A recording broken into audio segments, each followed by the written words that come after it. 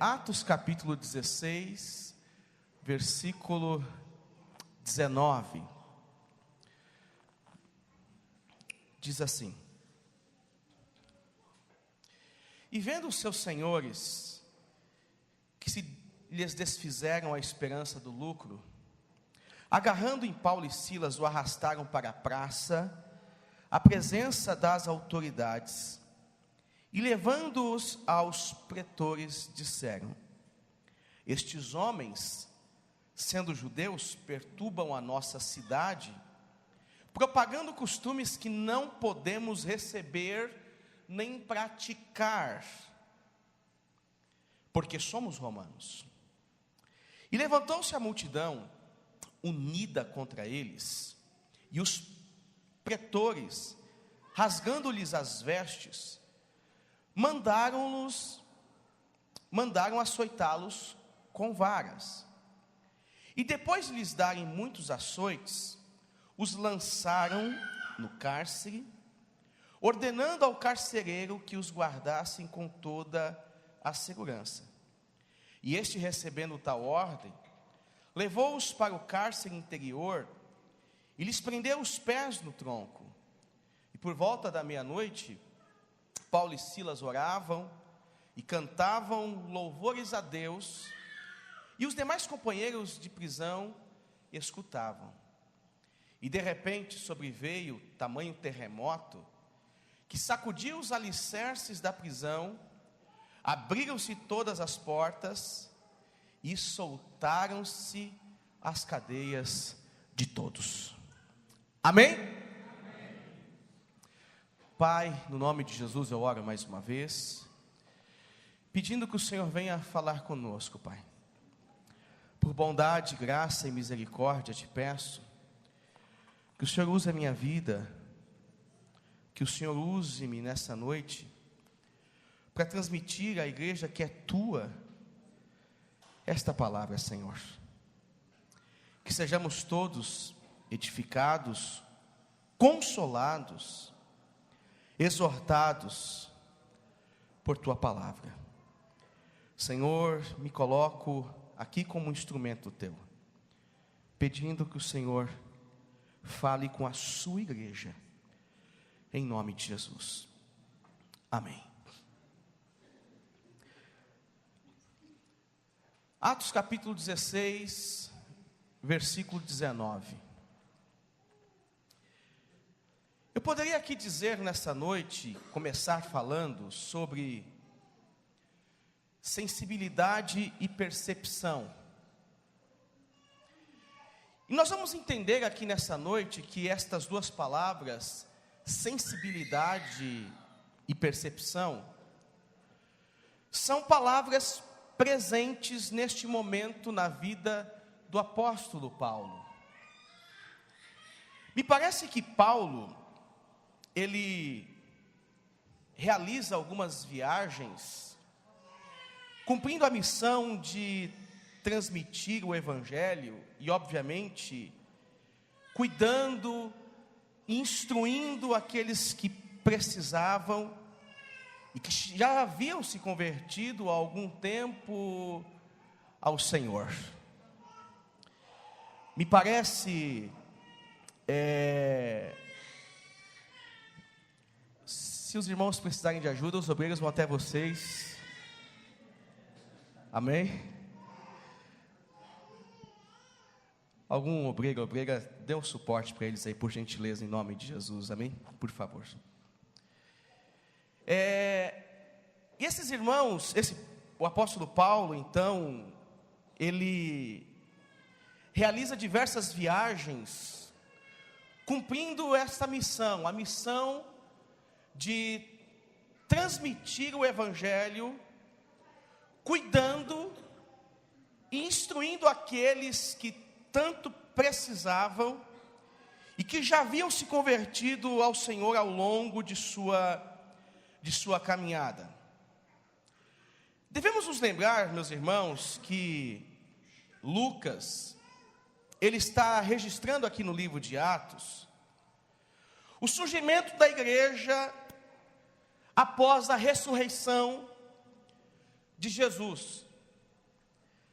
Precisamos nos lembrar que aqui em Atos, a igreja nasce a partir da pessoa do Cristo, e esta igreja passa a se movimentar, a agir na força do Espírito Santo. Precisamos nos lembrar que com o avanço das boas novas do reino de Deus,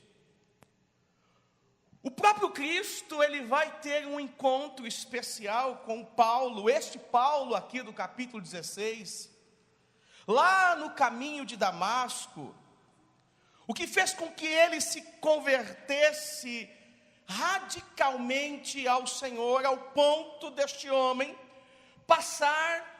mudar o seu título de perseguidor para agora perseguido. Vocês lembram dessa pregação? Vocês estão comigo aqui, amém? Vamos começar o culto de novo? Vamos começar o culto de novo? Vocês estão comigo aqui? Amém. Se é o teu carro, vai lá.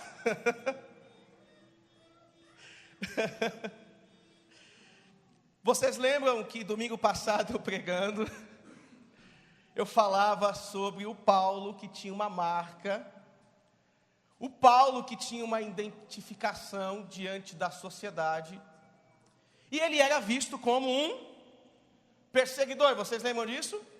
Quem estava aqui lembra disso? Amém. Esse Paulo, obviamente, ele é transformado pelo Evangelho, porque ele vai ter um encontro com o Senhor, e este encontro é tão profundo que ele agora passa a ser perseguido pelos romanos, pelos fariseus, pelos religiosos, pelos anticristãos. Só que é interessante que este homem, o apóstolo Paulo, no livro do Atos, onde o personagem principal do livro de Atos chama-se Espírito Santo, amém? O personagem principal do livro de Atos chama-se Espírito Santo. Não são os apóstolos, não são os convertidos, não é nem o próprio apóstolo Paulo. O personagem principal do livro de Atos chama-se Espírito Santo. Mas Paulo, em todo o livro de Atos, ele vai ganhar muito destaque, porque ele é o único a ser considerado apóstolo que não andou com o próprio Cristo, que não conviveu com Jesus, que não esteve ao lado de Jesus ao longo de sua vida. Paulo, ele apenas tem um encontro surpreendente com o mestre, e ele aqui vai se tornar responsável por pregar o evangelho ao mundo gentílico. E quando então chegamos ao capítulo 16, em que nós lemos, nós vamos perceber Paulo seguindo em uma viagem que é conhecida como viagem missionária. E o texto no capítulo 16 vai nos mostrar que Paulo está junto com Silas, e ambos serão conduzidos pelo Espírito Santo em uma direção que não é esperada e muito menos planejada por estes homens. Aí eu quero que você, por favor, leia comigo o verso 6 ao verso 10 do capítulo 16, que diz assim: E percorrendo a região frígio-gálata, tendo sido impedido pelo Espírito de pregar a palavra na Ásia, defrontando Mísia, tentaram ir para a Bitínia, mas o Espírito de Jesus não o permitiu. E tendo contornado Mísia, desceram a Troade, e à noite sobreveio a Paulo uma visão na qual um varão macedônio estava em pé e lhe rogava, dizendo: passa a Macedônia e ajuda-nos. Assim que teve a visão, imediatamente procuramos partir para aquele destino, concluindo que Deus nos havia chamado para lhes anunciar o Evangelho.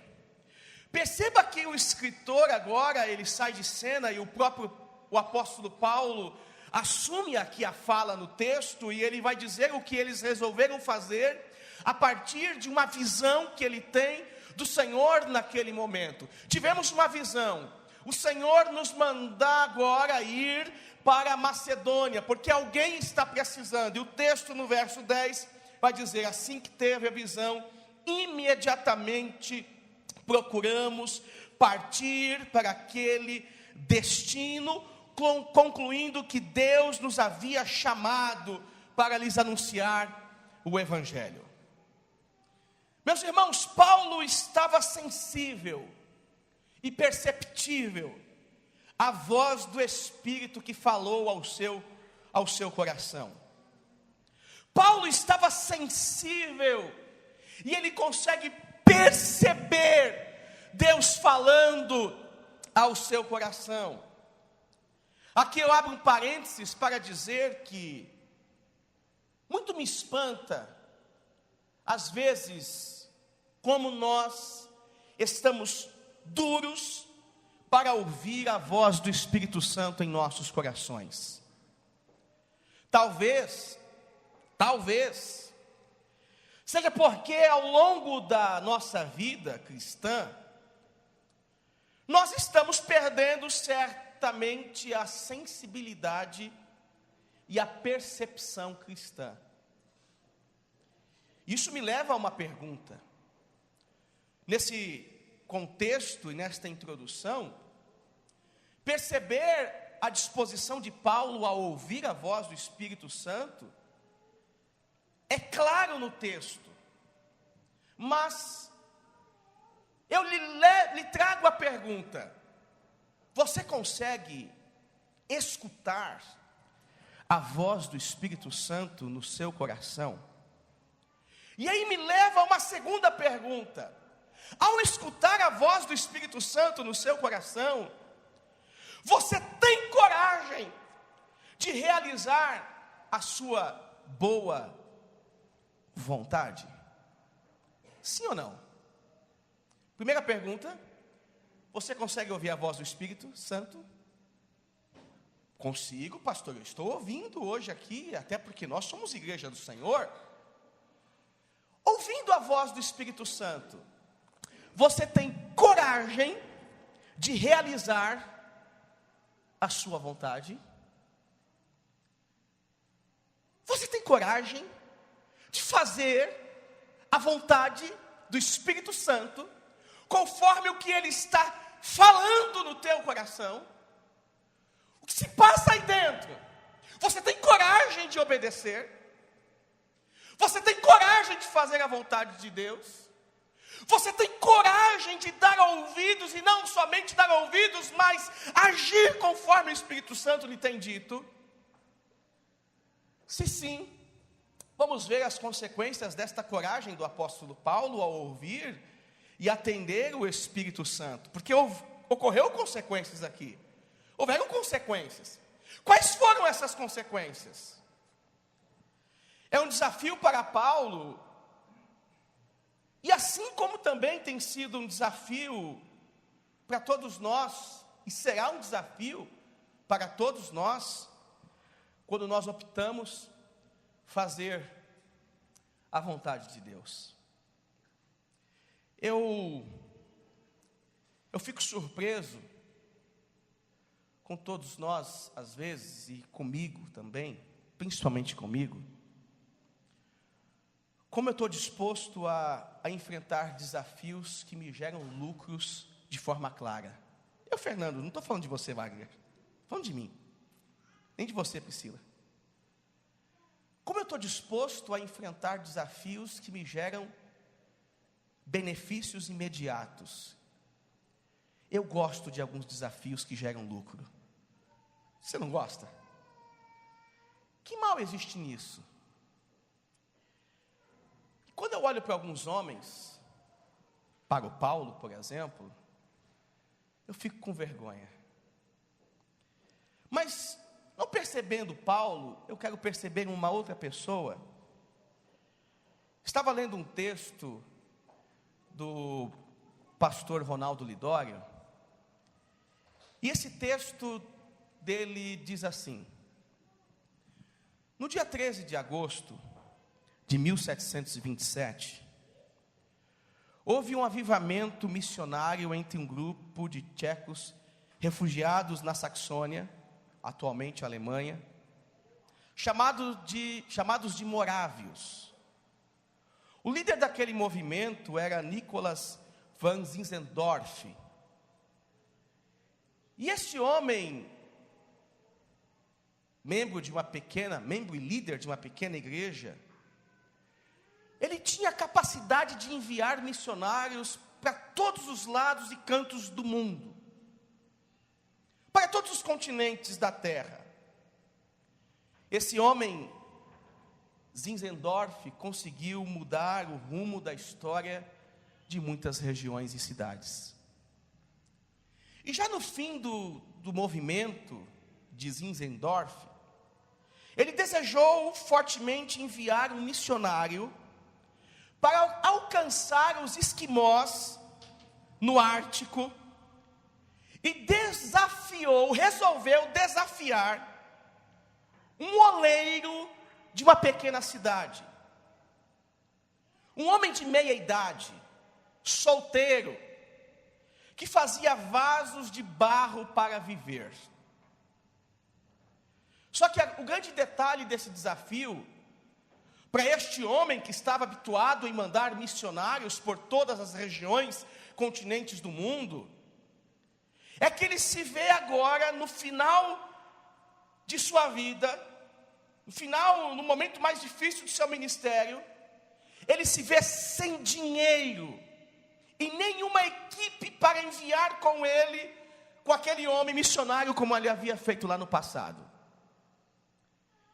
Ele se vê agora numa situação de querer mandar alguém para fazer missão lá no meio dos esquimós, no Ártico, só que ele não vê condições de como mandar este homem, muito menos condições de como enviar uma equipe para suprir as necessidades deste homem que seria missionário lá no Ártico, entre os esquimós. Zinzendorf, ele resolve orar a Deus e dizer a Deus o seu grande desejo de enviar alguém. E após orar, ele chamou o oleiro da cidade em um fim de tarde e disse para esse oleiro: creio que é vontade do Senhor que alcancemos os esquimós, e quero lhe desafiar a fazer isso como missionário. Completou Zinzendorf: não temos dinheiro para lhe dar, e portanto, se você aceitar, você irá como peregrino e com a certeza que pela distância e pela dificuldade de chegar à região, talvez jamais você vai regressar para a sua casa. Aquele oleiro, após o convite de Zinzendorf, pensou um momento e disse: vou falar com Jesus. Mas se você puder me dar um par de sapatos usados, amanhã cedo eu irei.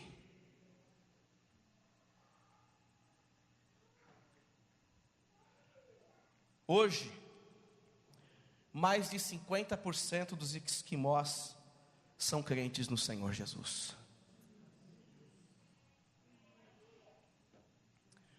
Mais de 50% dos esquimós são crentes no Senhor Jesus. A obediência, ela determina o avanço do Evangelho. E nós devemos sim desenvolver uma profunda relação com o Espírito Santo, ao ponto de estarmos sensíveis e perceptíveis à sua voz.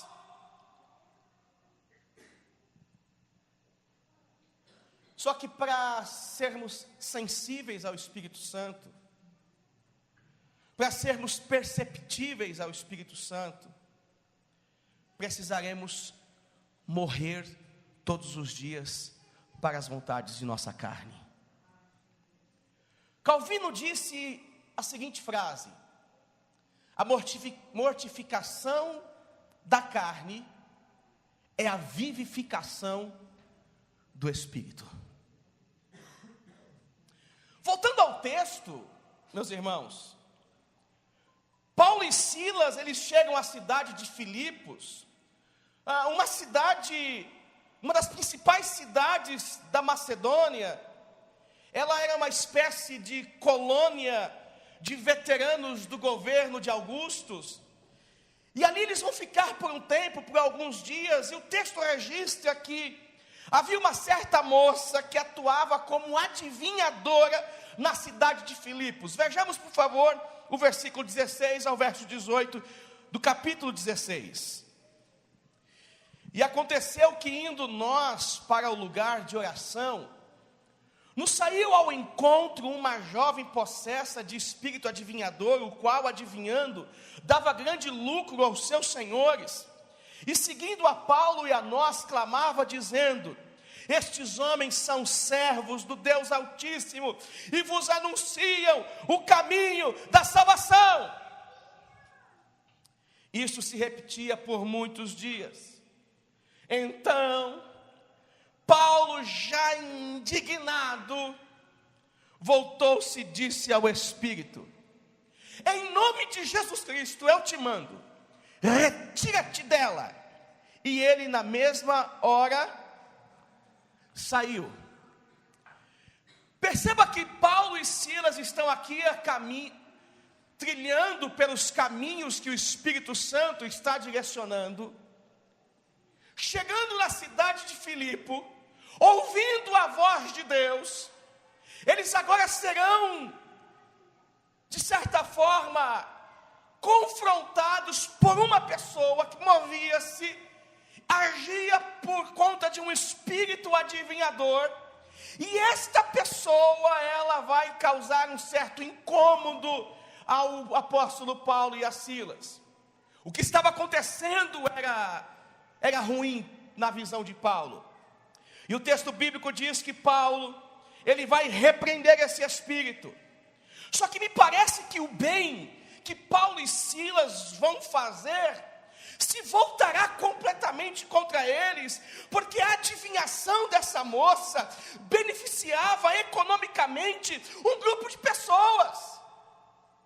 A economia que essa moça movimentava, o dinheiro que ela movimentava, trazia benefícios para um grupo de pessoas específicas.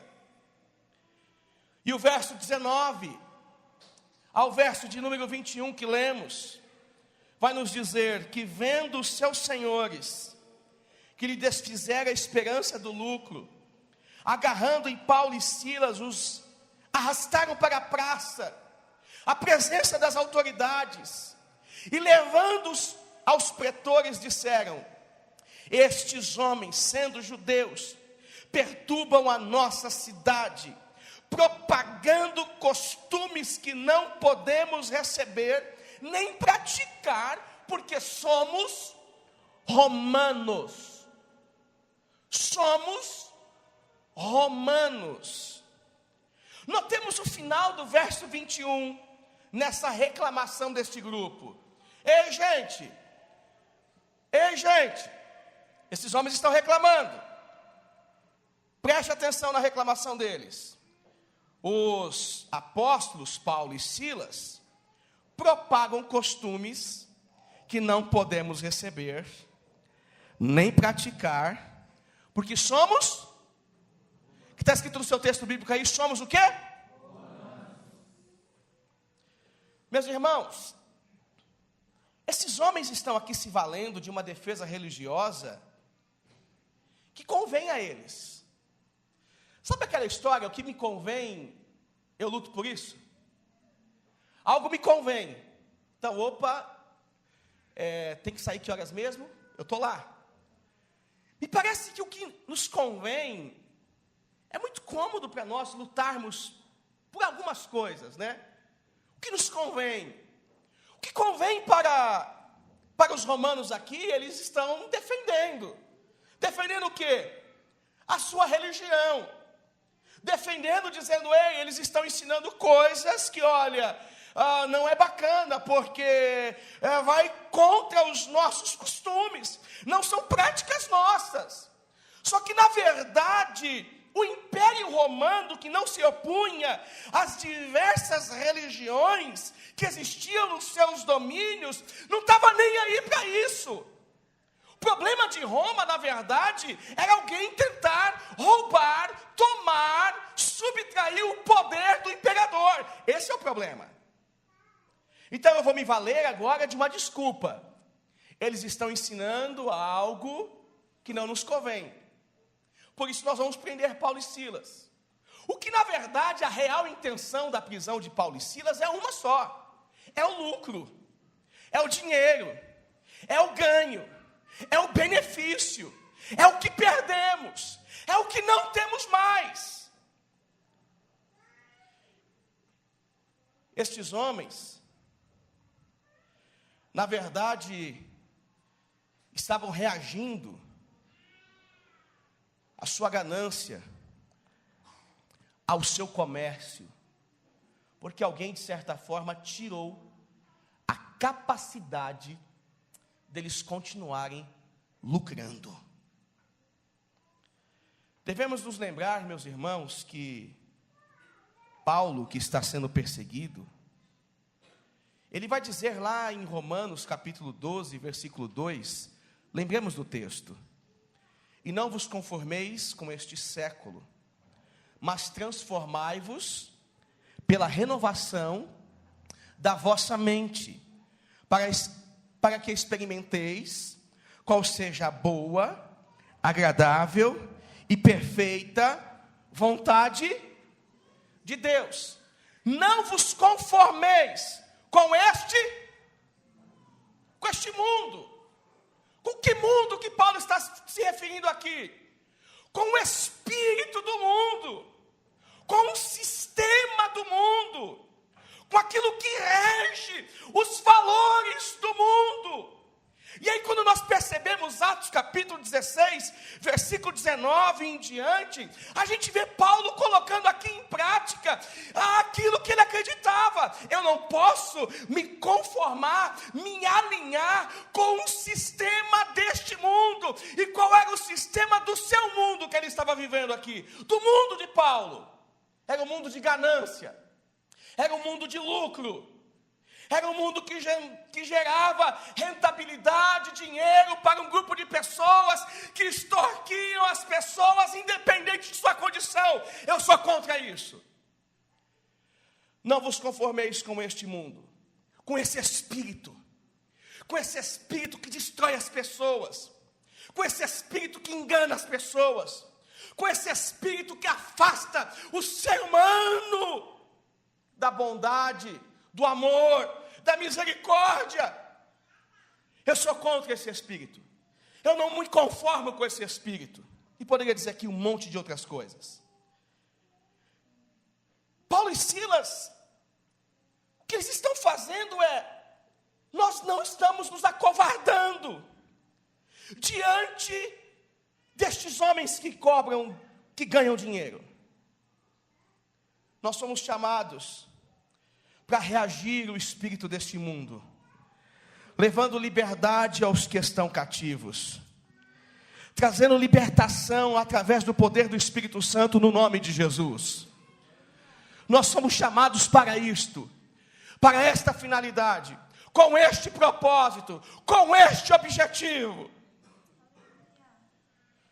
Nós temos que aceitar os efeitos do Evangelho. Quando o Evangelho, por meio de Paulo, chega a essa cidade de Filipos, a primeira coisa que Paulo está fazendo junto com Silas se existe um espírito aqui enganando todo mundo, está repreendido em nome de Jesus. Só que os efeitos do Evangelho, eles de fato arruinam a mentira. Os efeitos do Evangelho, de fato, desmantelam aqueles que roubam. O efeito ou os efeitos do Evangelho frustram aqueles que agem com crueldade. Por isso que há uma profunda transformação no ser, no indivíduo que recebe a Jesus Cristo. Tudo nele muda. Tudo. Não é uma parte de sua vida. Não é uma área de sua vida, não é um pensamento, é tudo.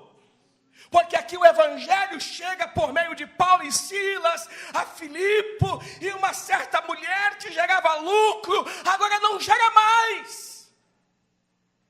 Porque o mais importante não é o lucro que ela gera. O mais importante é a pessoa que está por trás desse lucro, que estava presa, que estava sendo roubada. O Evangelho se opõe a toda forma ilícita de se viver a vida. Entenda isso, por favor, e aceite isso que dói menos. Entenda isso, por favor, e aceite isso porque dói menos. E eu quero repetir: o Evangelho se opõe a toda forma ilícita de se viver a vida. Paulo e Silas estavam aqui cumprindo a missão de Jesus, de Deus. Porém, cumprir a missão de Deus por meio do Cristo, na força do Espírito Santo, não significava imunidade em relação ao sofrimento.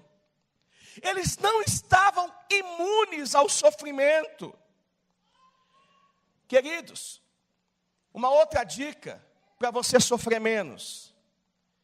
É importante que você passe a compreender de verdade que quanto mais você fizer a vontade de Deus, mais exposto você estará a todo tipo de sofrimento, porque caminharemos na contramão do mundo.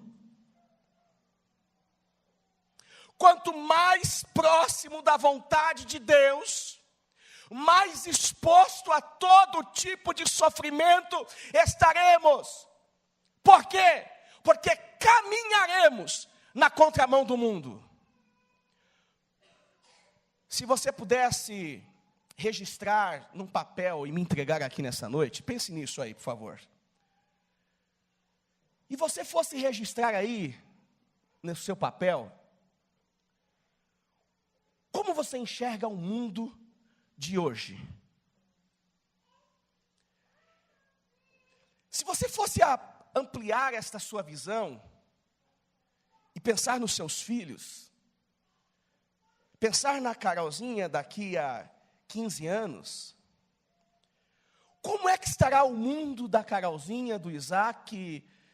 Como é que estará o nosso mundo, o mundo dos nossos filhos daqui a 15 anos? Quais serão os valores que vão ditar o curso deste mundo? Seguir o padrão do Evangelho nos fará certamente sofrer um pouco mais, porque nós andaremos na contramão do mundo. Um mundo que é consumista, um mundo que vive pelo e para o comércio, um mundo que vive pela economia, para ganhar dinheiro, Wesley, só para isso. Eu quero viver, eu quero ser feliz, e aí você tem todos os meios para ser feliz. Entre eles, aproveitando o melhor dessa terra. Mas e se você morrer amanhã? Quem é que vai aproveitar o melhor dessa terra? Se você morrer amanhã?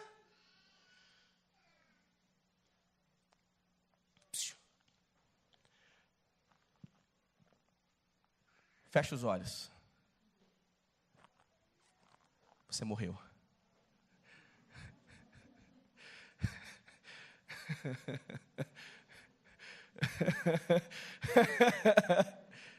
O que será da sua vida? O que será da sua vida? É importante que você compreenda de verdade que quanto mais próximo de Deus, mais exposto a todo tipo de sofrimento você vai estar. A W. Tozer disse assim, que se as insondáveis riquezas de Cristo não merecem que por elas soframos, é bom saber disso agora e parar de brincar de religião. É bom saber disto agora e parar de brincar de religião. Paulo e Silas vão sofrer, meus irmãos. Mas nos lembremos que estes dois homens estavam sensíveis e perceptíveis à voz do Espírito Santo. Veja o verso 22 e o verso 23, por gentileza, do capítulo 16.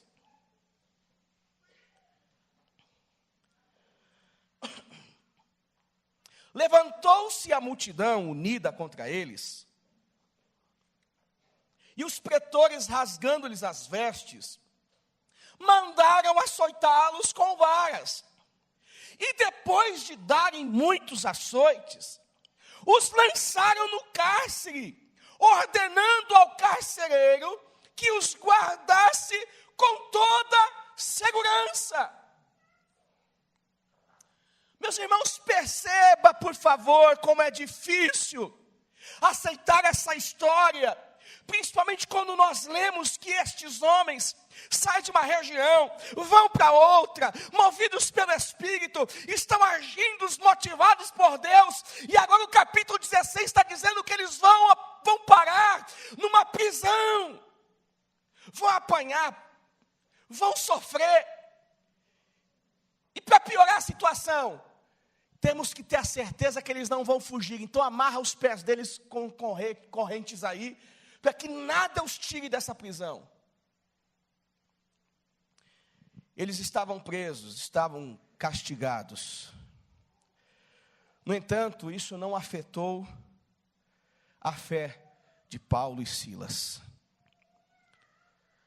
Um certo homem disse que a fé nunca sabe onde está sendo levada, mas conhece e ama aquele que a está levando.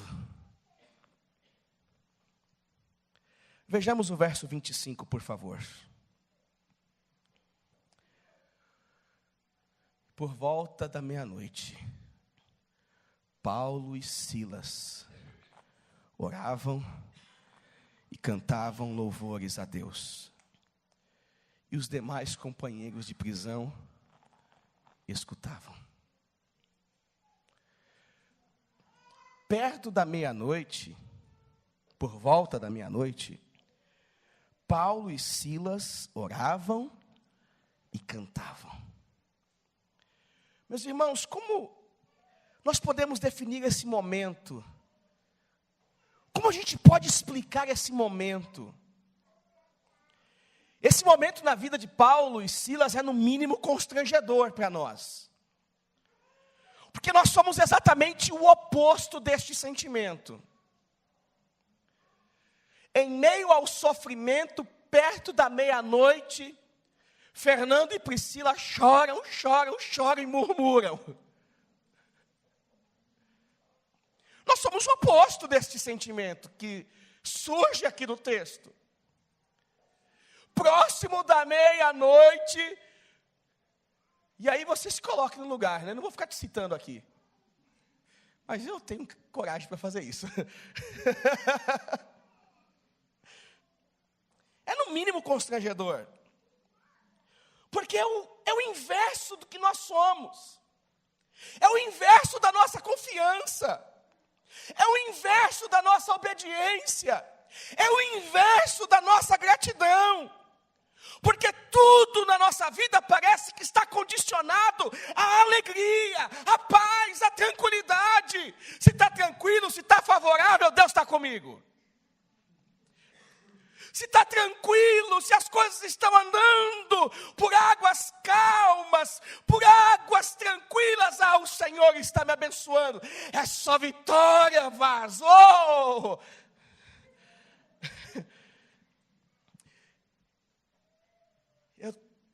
Eu estou na unção, e Deus está bradando na minha vida, irmão. Olha, a nossa linguagem de crente, que às vezes nem eu entendo mais, é tanta gíria evangélica pentecostal, que é pentecostal isso aí, né? Tanta gíria evangélica pentecostal, que eu já não sei mais como funciona o negócio. Parece que nós condicionamos as nossas alegrias, condicionamos a presença de Deus às nossas alegrias, condicionamos a vontade de Deus, a nossa paz, condicionamos a vontade de Deus, a nossa satisfação, condicionamos o agir do Senhor, à medida que somos completos em muitas áreas da vida. O impressionante aqui, nesse texto, não é o horário em que eles estão cantando, mas sim, em meio a que circunstâncias eles estão cantando e orando. Em meio a quais circunstâncias da vida você canta e ora a Deus? Em meio a quais circunstâncias da vida você canta e ora a Deus? Em meio a que problemas, diante de quais dificuldades o cristão que está dentro de você se manifesta ou não? O impressionante não era perto da meia-noite, mas sim a circunstância. E diante disso, eu quero finalizar fazendo algumas considerações sobre esse texto. Primeiro, esse texto me faz entender que perceber, aceitar e viver no movimento do Espírito Santo é romper com a lógica desse mundo. Viver no movimento do Espírito Santo, Fabinho, é romper com a lógica desse mundo. É romper. Não dá para associar uma coisa com a outra. Não dá para associar uma coisa com a outra. Talvez se Paulo e Silas, no século 21, não sei Paulo e Silas, mas talvez se esse episódio acontecesse hoje, no século 21, alguém levantaria a bandeira e diria o seguinte: epa, nós temos que ser inclusivos e temos que conviver na diversidade. Deixa ela lá, com esse espírito, ela lá e eu cá, porque eu não posso tocar naquela seara. Eu tenho que incluir as pessoas e conviver com gente de todo tipo. E eu tenho que estar em todos os meios, não importa. Eu tenho que viver no comércio, eu tenho que viver na vida, nos princípios imorais desta vida, não interessa. Eu tenho que conviver com todos. Paulo ele rompe aqui com o sistema. O texto mostra um rompimento com o sistema. Você está disposto a romper com o que nesse sistema do século 21? Você quer romper com o quê? Pastor, eu não quero romper com nada. Por isso que a sua vida é de altos e baixos. Por isso que você está como que você está. Para de ser birrenta.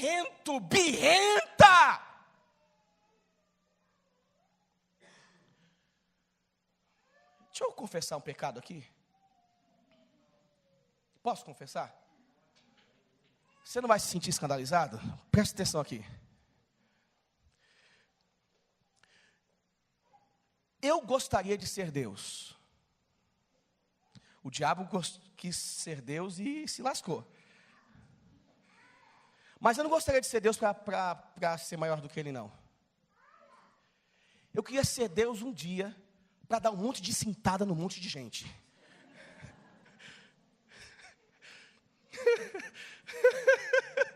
Eu queria ser Deus por um dia para dar um monte de cintada no monte de gente. Vem aqui, meu filhinho. Vem aqui, meu filhinho. Vou fazer um carinho em você hoje.